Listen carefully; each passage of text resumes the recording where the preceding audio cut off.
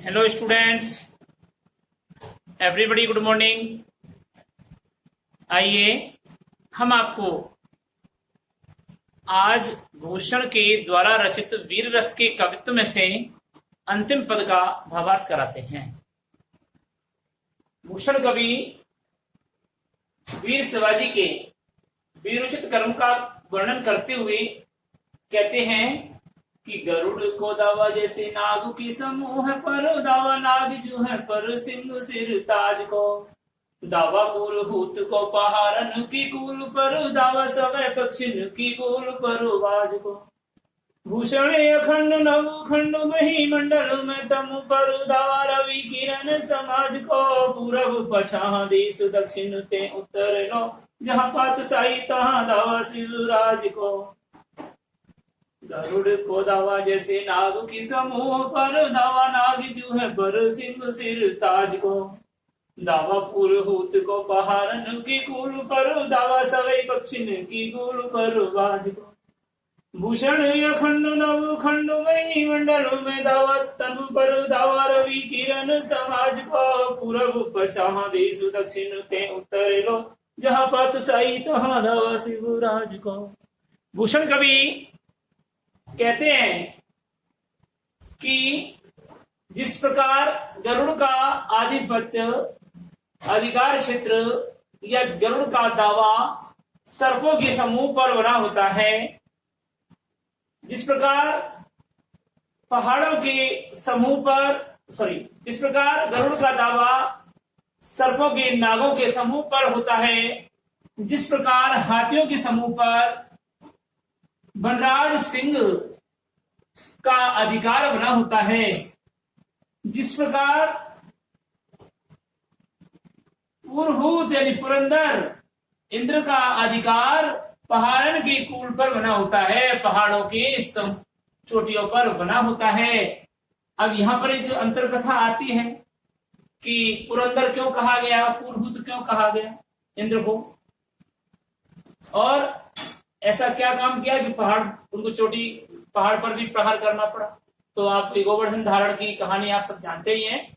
गोवर्धन धारण जब किया भगवान ने तो इंद्र रुष्ट होकर के और पहाड़ों पर वज्र फैला डालने लगा और पहाड़ों की चोटियों को चकनाचूर करने लगा, जिससे कि वह गोवर्धन पर्वत टूट जाए और तबाही मच जाए कहाँ ब्रजमंडल में।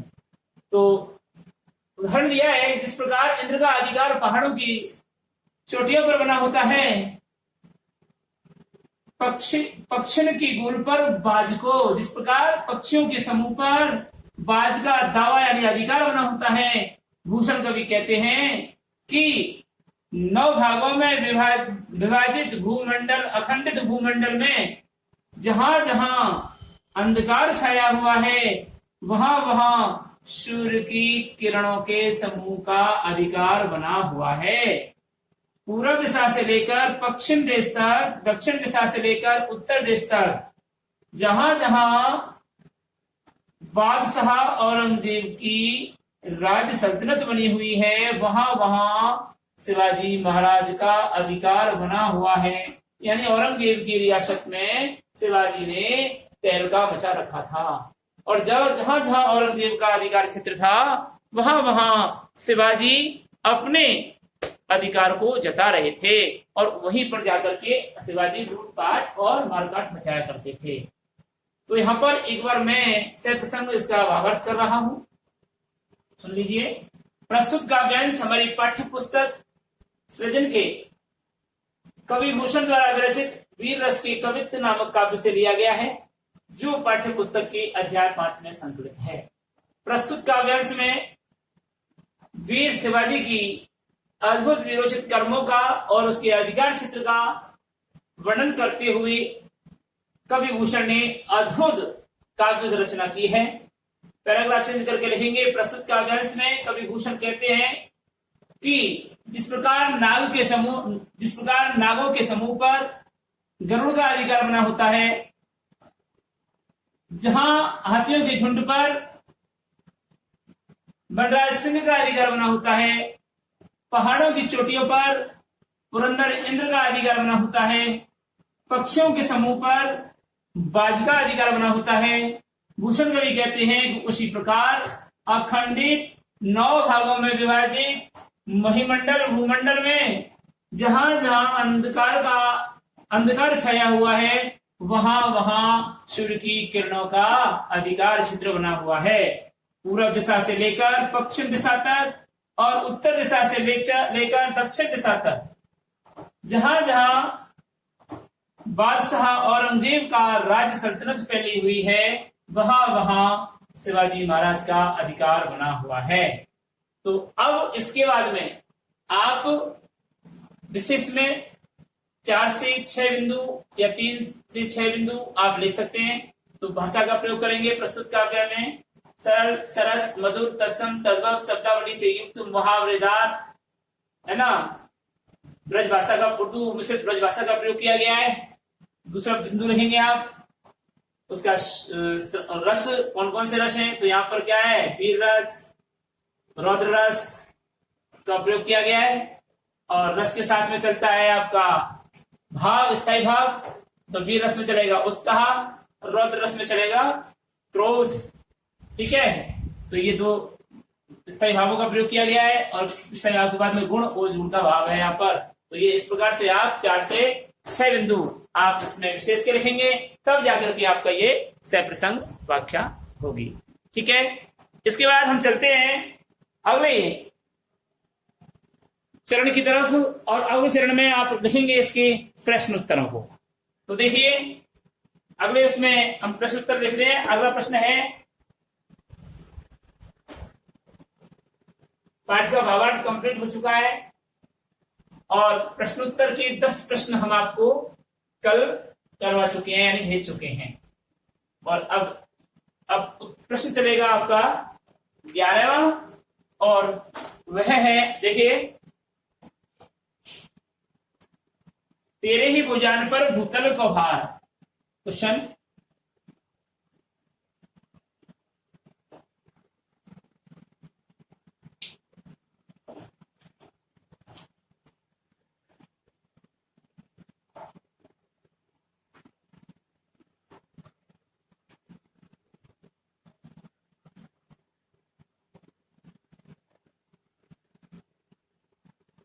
तेरे ही भुजान पर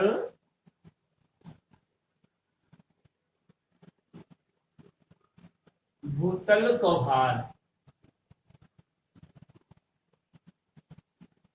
तेरे ही भुजान पर भूतल को भार। छंद में भूषण कवि शिवाजी की विशेषता क्या बताई है। छंद में कवि भूषण ने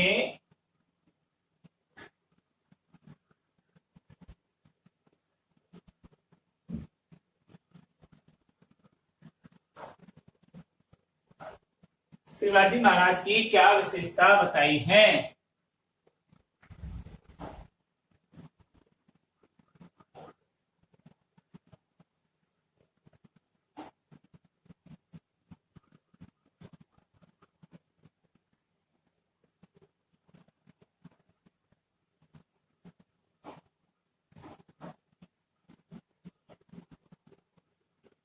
और अथवा करके यदि आप लिखेंगे इसका, तो अथवा करके प्रश्न है कि प्रशंसा किस रूप में की है, यानी कि भूषण ने शिवाजी की प्रशंसा किस रूप में की है। तेरे ही भुजान पर भूतल को भार।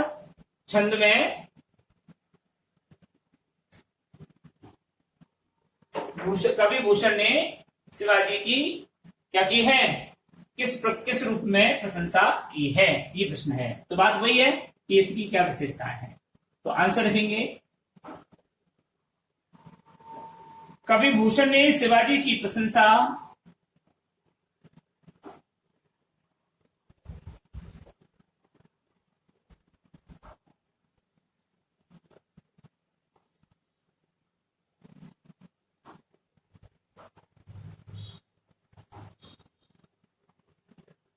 कवि भूषण ने शिवाजी महाराज की प्रशंसा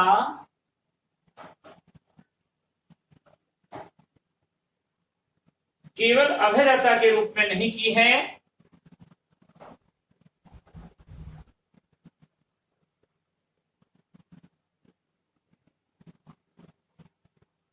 केवल अभयदाता के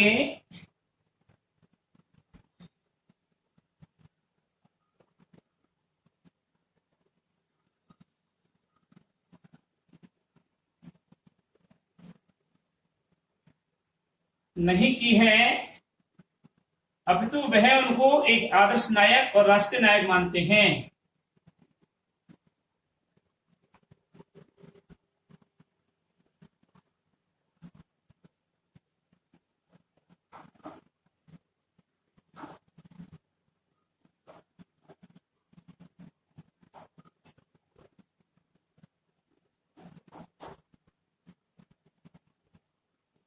आदर्श नायक एवं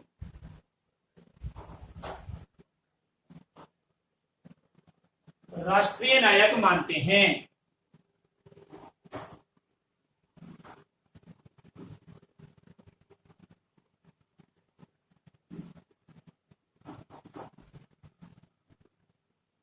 कवि भूषण ने शिवाजी महाराज की प्रशंसा केवल अभयदाता के रूप में नहीं की है, अपितु वह उनको एक आदर्श नायक एवं राष्ट्रीय नायक मानते हैं।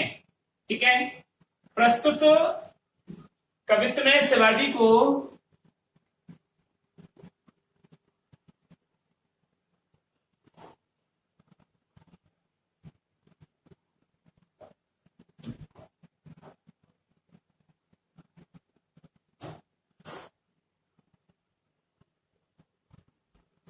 को शेषनाग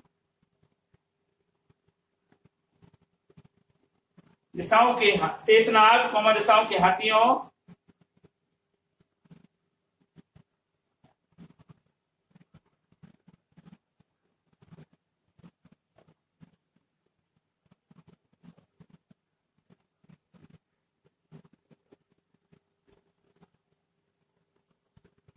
और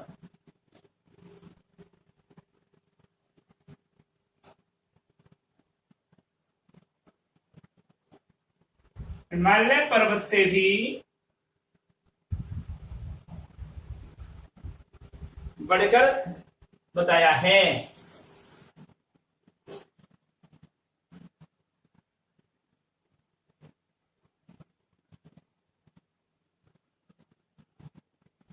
दृढ़ बताया है।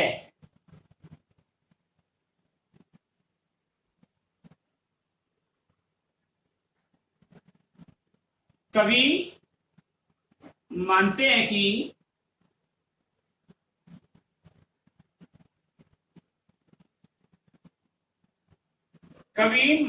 कि वास्तव में शिवाजी महाराज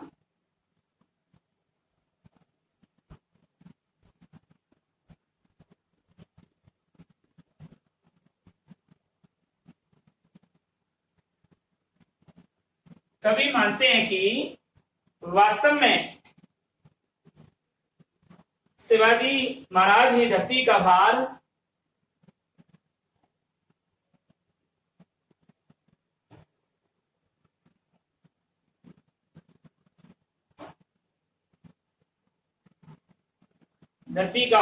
अपनी भुजाओं पर उठाए हुए हैं।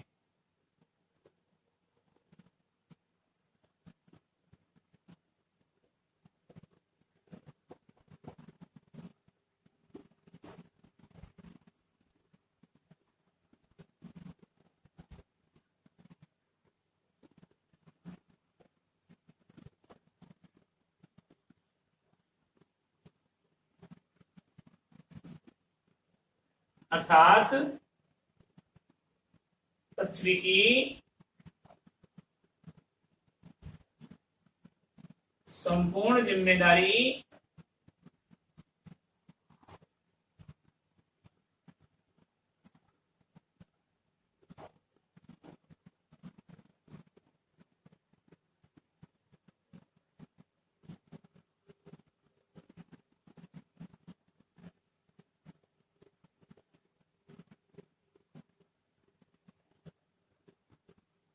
शिवाजी महाराज ने उठाई हुई है।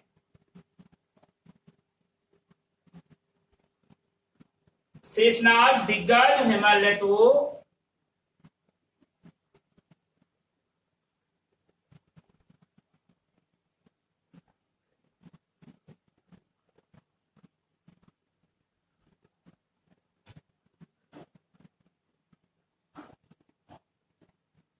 शेषनाग, दिग्गज और हिमालय तो मात्र कहने के लिए धरतीधर हैं।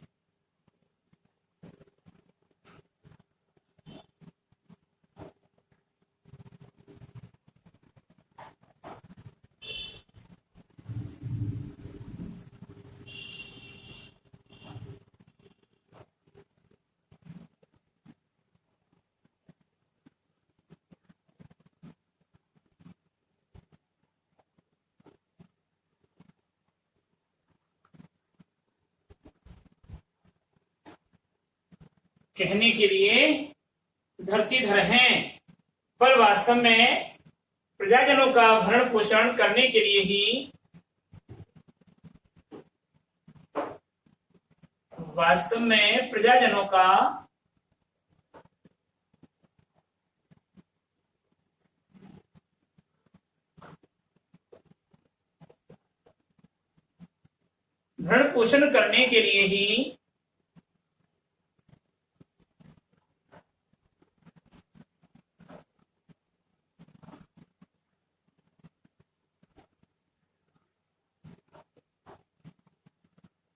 शिवाजी महाराज का अवतरण हुआ है।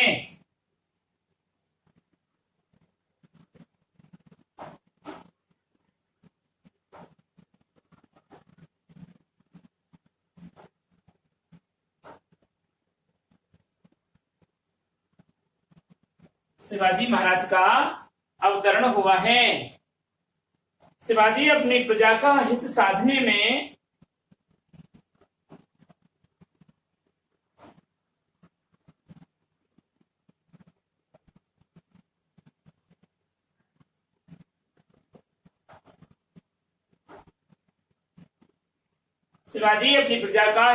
में जहां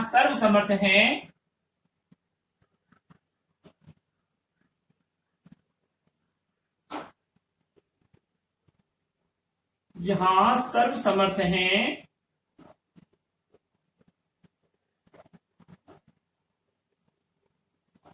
वहीं शत्रुओं का संहार करने में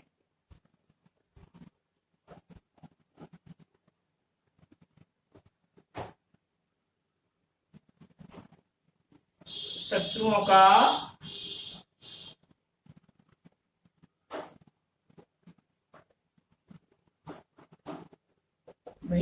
का संहार करने में वे यमराज हैं, वे साक्षात यमराज हैं।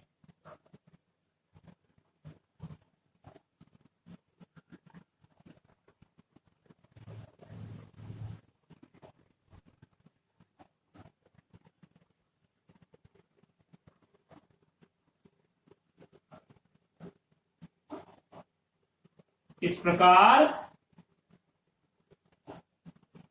उक्त पद्य में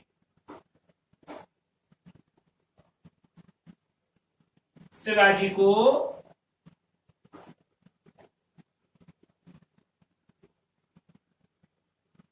प्रजा पालन में विशेष दक्ष बताया है। प्रजा पालन में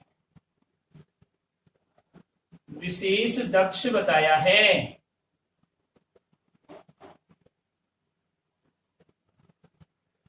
इस प्रकार उक्त पद्य में क्वेश्चन नंबर 12 की तरफ आइए। भूषण कहत तेरो जीवो ही सफल है।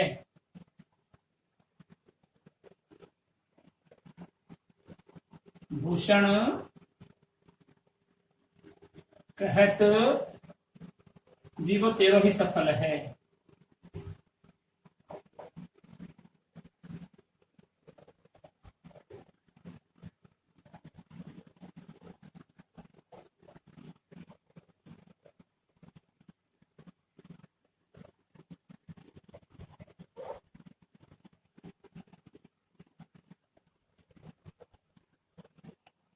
भूषण कहत जीवो तेरो ही सफल है। कवि भूषण ने शिवाजी के जीने को सफल क्यों बताया है? कवि भूषण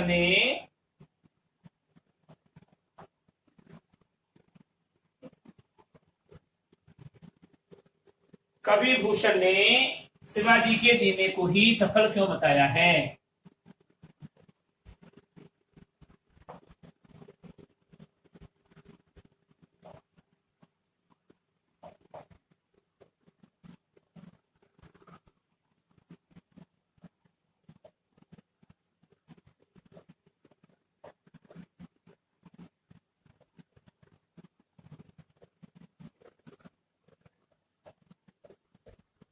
कवि भूषण ने शिवाजी के जीने को ही सफल क्यों बताया है?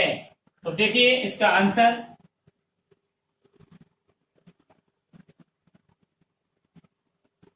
जिस व्यक्ति का जीवन सुख स्वार्थ या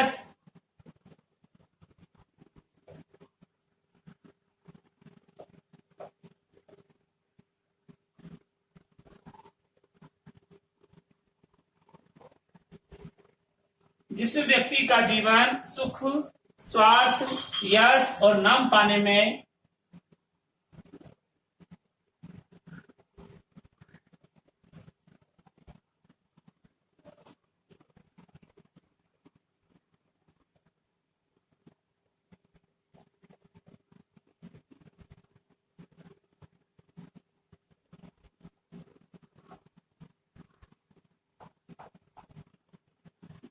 सुख स्वार्थ और यश नाम पाने में व्यतीत होता है,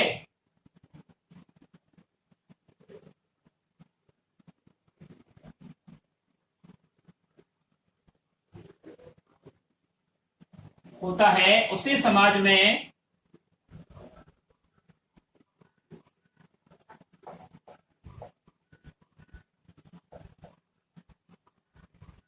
उसे समाज में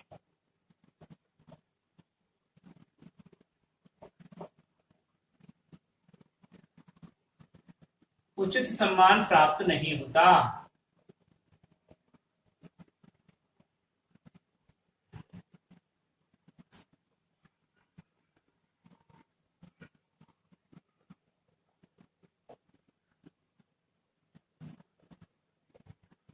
उसे समाज में उचित सम्मान नहीं मिल पाता है। ऐसे लोग इस संसार में आते हैं,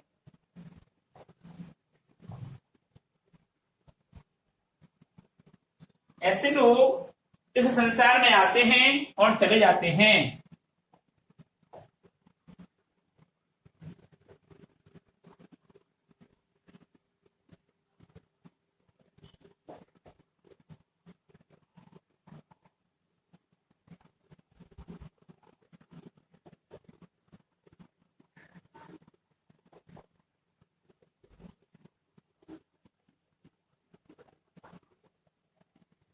आते हैं और चले जाते हैं, किंतु जो अपना जीवन दूसरों के हित में लगाते हैं,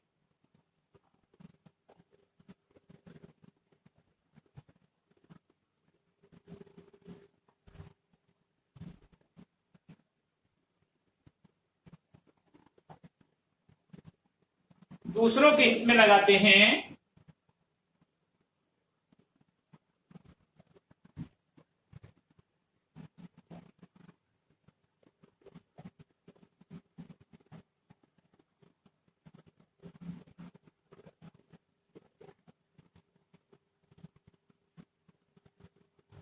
उन्हीं का जीवन धन्य माना जाता है।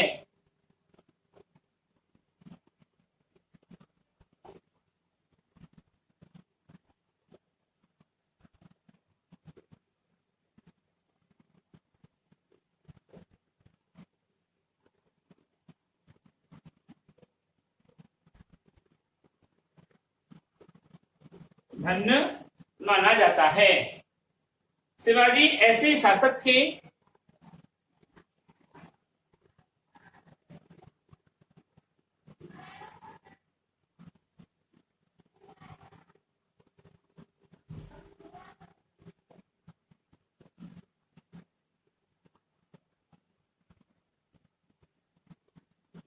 शिवाजी एक ऐसे शासक थे, वह अन्य राजाओं के समान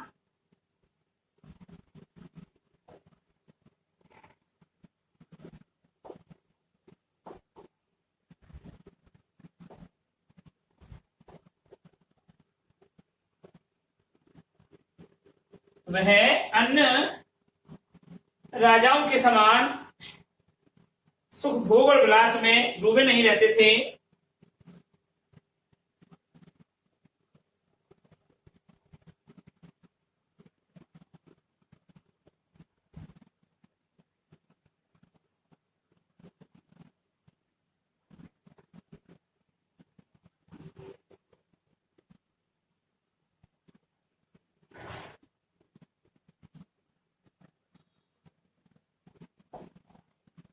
डूबे नहीं रहते थे। अत्याचारी शासकों से अपनी प्रजा की रक्षा करना ही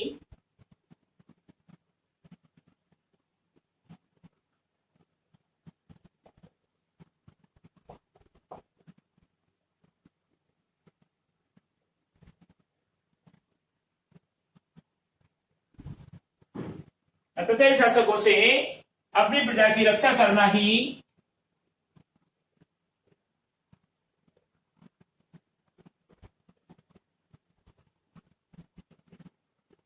उनके जीवन का उद्देश्य था।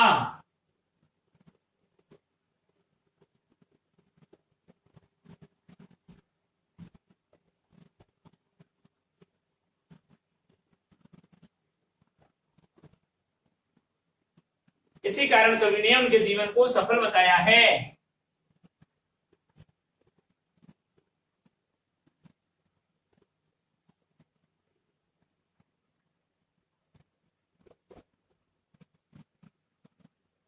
कवि ने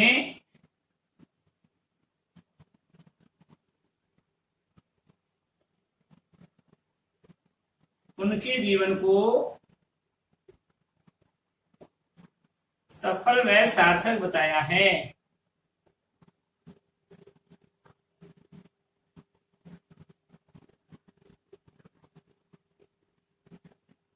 जिस प्रकार अत्याचारी शासक अपनी प्रजा पर अनेक प्रकार के कर लगाते हैं और उन पर संहार करते हैं, ऐसा यहाँ शिवाजी के साथ नहीं था। शिवाजी क्या थे? एक प्रजा वत्सल और प्रजा की रक्षा करने वाले, उनके हित चाहने वाले थे और उनके जीवन का उद्देश्य भी यही था। इसी कारण कवि भूषण ने उनके जीवन को सफल और सार्थक बताया है।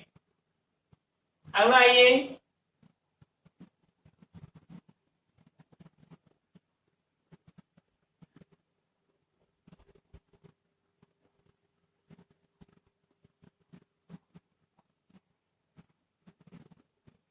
आज का ग्रह कार्य।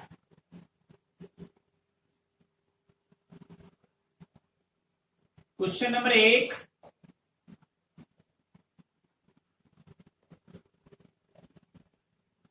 वीर रस के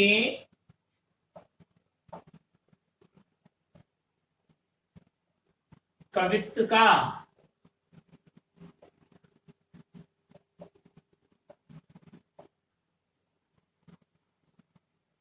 अंतिम पद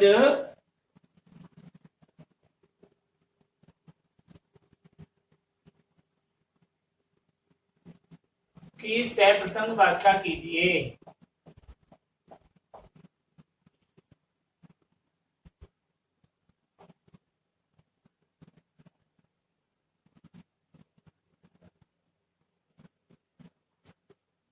क्वेश्चन नंबर 2,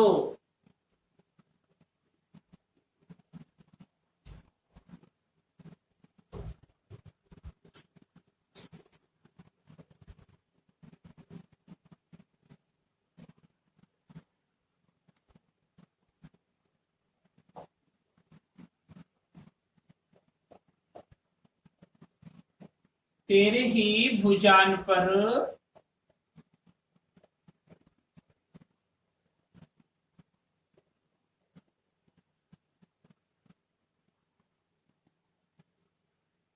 भूतल का भार। कवित्व में शिवाजी की प्रशंसा किस रूप में की गई है?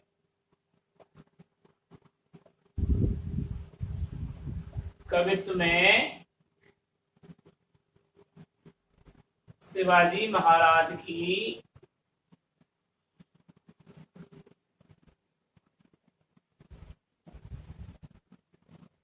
प्रशंसा किस रूप में की गई है?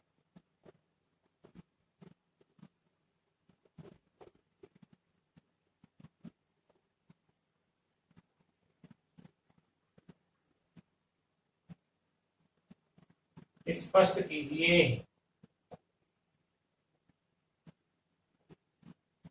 ये जो प्रश्न है वो शिवाजी की विशेषताओं को ही बता रहा है, यानी कि ये भी आ सकता है कि कवित्व में शिवाजी महाराज की विशेषताओं, क्या विशेषताएं बताई गई हैं, स्पष्ट कीजिए।